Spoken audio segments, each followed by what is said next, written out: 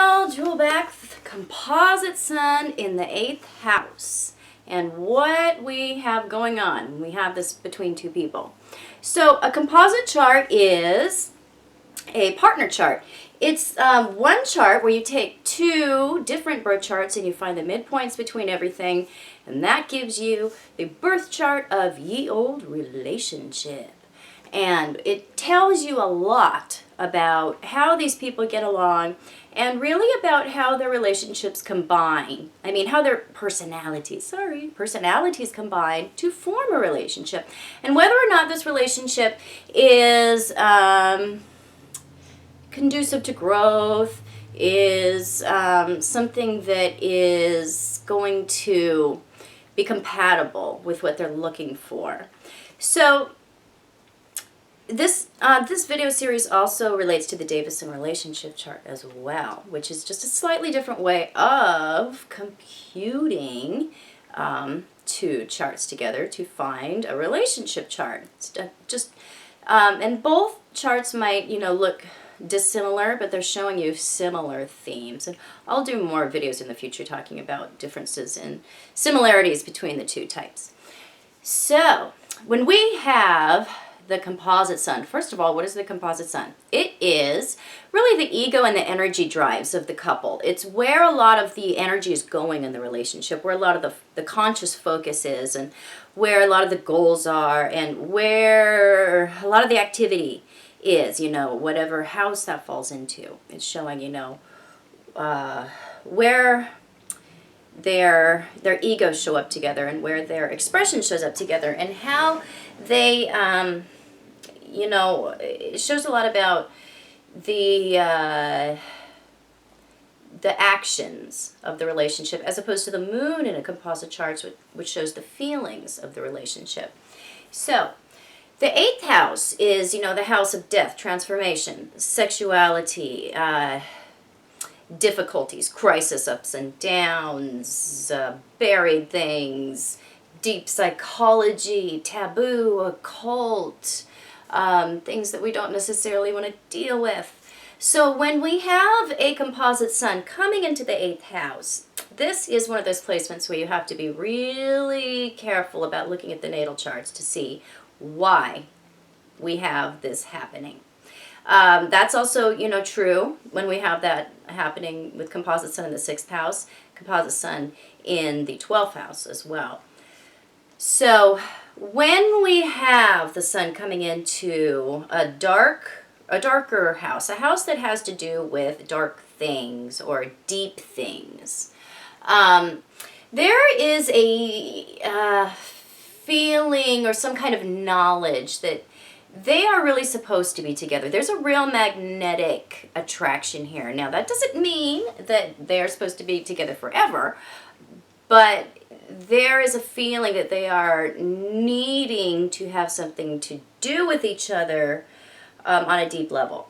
So it's one of these composite suns that make it difficult to resist coming together. So, a feeling of fate, is somehow involved. So, they really see deeply into each other, these two. There's a real theme of kind of psychoanalysis about how these two really approach getting to know each other and talking with each other and relating with each other. They see very deep and hidden and sometimes very dark things that other people are not going to see. They see these things in each other. They bring these things out in each other so that they can be seen. So transformation comes to both as a result of this relationship, but you really have to consider what type that's going to be. And that really depends on who these people are and what their motivations are for being in this relationship, what it is they're looking for, what 8th house issue they are really coming together to work out, because there's something there. And it could be, like they are very mutually fascinated by things of the occult, or they work together having to do with death, if it's not a romantic relationship. Um, they are, investigative about things having to do with the eighth house. They, can be, it can even be, taking the form of like a sexual obsession or a type of obsession, or where two people are very plutonic themselves, or have a lot of eighth house issues or unresolved issues. And that is the reason that they're coming together, is just to specifically work out those types of unresolved things. So it's really important to look to see what the motivations are in the synastry charts, or the individual charts. And then look at the synastry and see, what are those contacts exactly that are centering around all this? Because there's going to be more going on than just an eighth house sun. When we have an eighth house sun, I guarantee you there's going to be some more underlying plutonic or depth kind of contacts going on, north node type stuff, things that are very serious. So it can end up being something that, is on some level very self-destructive when we have a sun in this position, depending on who the two people are and what the issue is that they're working on. Typically, there is a feeling for everyone with this composite sun, whether or not that transformation is, coming through more positive or more negative, means there is a feeling of reticence or carefulness, or, maybe I don't want to do this, get involved in this, but it's very difficult to not come together anyway and experience this kind of, energy between these two people. At the beginning, if we see that this relationship is really based on more negative happenings between two people, like more negative experiences that are leading to transformation, like if they're pulling up really hard things, and it has kind of an edge of darkness to it. If they push that, if that comes up, that is going to come up initially. This isn't going to be something that comes up over time. If they don't run from that, if they don't decide that they're not going to go there, and they continue to explore this relationship even after they've had a real taste of the negativity or the difficulties involved, they can experience deep transformation as a result of being together, even though it has been this more negative relating.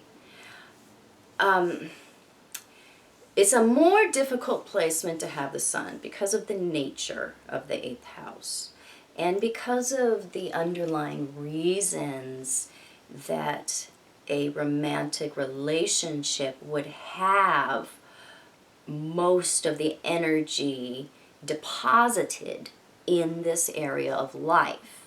Do you see what I'm saying? That this is a house that really represents difficulties and hidden things, our obsessions, our crisis. So when two people are very focused on this element of their lives, there can be a lot of growth that comes out of that, because there's a lot of confrontation going on with one's shadow side or with one's hidden issues. But you also have to consider if this is something that you really want to do, because it's a real energy consumer when we have the sun, the composite sun, coming into the eighth house. So it's deep, binding, intense, sexually attractive. it's one that you kind of have to watch out for because there is a reason behind it. Hope you enjoyed this. I'll be back super soon with more super cool videos. You can find me on the internet at truthandaspectastrology.com and on Facebook, where I do lots of writing and articles, and I put out a daily birthday description, and I put out the astro weather forecast and all kinds of super cool stuff. Truth in Aspect Astrology. And I do private consultation. Yes, email for appointment or locate me on my website. And make sure to check out my business partner, Seth Roback, here on YouTube as well. Super cool astrologer. Lots of astrology videos to choose from. And I'll be back super soon. Bye-bye.